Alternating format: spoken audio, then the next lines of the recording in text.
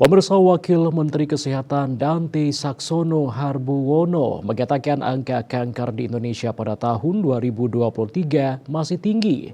Menurutnya angka tersebut tergantung jenis kankernya dan paling besar adalah kanker payudara dan serviks untuk perempuan. Untuk itu diharapkan para dokter kanker segera melakukan screening terhadap jenis kanker sehingga pembiayaan untuk pengobatan jauh lebih murah.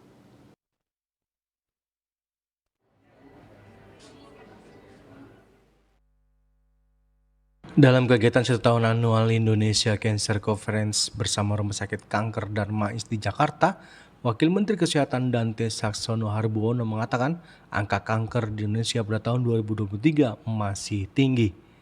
Menurutnya angka tersebut tergantung jenis kankernya. Satu paling besar adalah kanker payudara dan serviks untuk perempuan. Saxono mencatat jumlah kasus baru kanker di Indonesia mencapai 400.000 kasus, yang hampir setengah juta orang. Dari 400.000 kasus baru per tahun ada 230.000 kematian per tahunnya. Menurut jumlah penderita kanker di Indonesia didominasi oleh penyakit kanker payudara. Kedua adalah kanker serviks 9% untuk perempuan, dan pada laki-laki adalah kanker paru sekitar 9%. Meski penyakit kanker menghabiskan salah satu pembiayaan jaminan kesehatan sosial, Wamenkes menjamin penanganan penyakit kanker dijamin oleh BPJS Kesehatan dan segera melakukan screening terhadap kanker tersebut. 2023 masih banyak, nanti tergantung jenis kansernya. Tapi salah satu paling besar breast cancer dan cervix cancer untuk perempuan, dan paru dan kolorektal untuk laki-laki. Itu yang paling banyak di Indonesia. Dan kita pengen bahwa kegiatan ini bisa melakukan adaptasi bagi para dokter untuk melakukan screening yang lebih mudah untuk 4 jenis kanker tersebut, sehingga pembiayaan untuk pengobatan lebih murah. Hal tersebut mendapat tanggapan dari Direktur Utama Rumah Sakit Kanker Darmais, Soiko Werdi Nindito. Menurut Soiko, pihaknya sedang berusaha untuk ke arah tersebut. Ia juga menambahkan, rumah sakit kanker di kota-kota besar juga perlu memberi pendampingan dan pengampunan bagi rumah sakit kanker di daerah.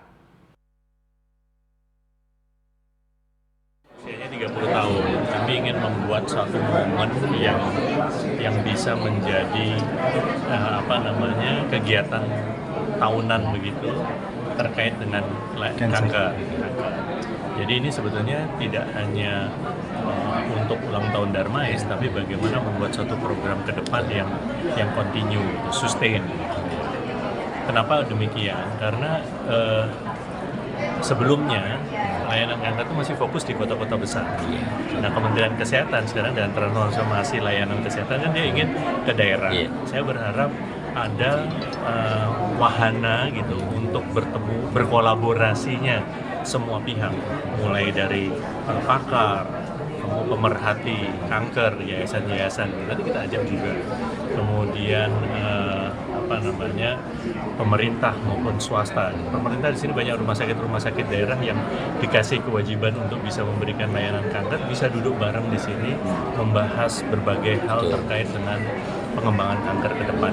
Itu sih intinya. Jadi kolaborasi itu jadi satu hal yang menjadi catatan atau tema menjadi pertemuan ini untuk ke depannya. Karena kita kalau bicara kanker, coba aja lihat teknologinya. Udah luar biasa ya Pak ya, berkembang terus ya. Kita baru beli ini, ada lagi yang baru. Kalau kita nggak memperkuat kolaborasi, informasi itu datangnya terlambat. Terlambat kurang. Jadi kita sudah terlanjur memutuskan ternyata ada hal yang lebih praktis, lebih. Dari Jakarta, Juli Suharta dan Ketut Sumadiasa melaporkan.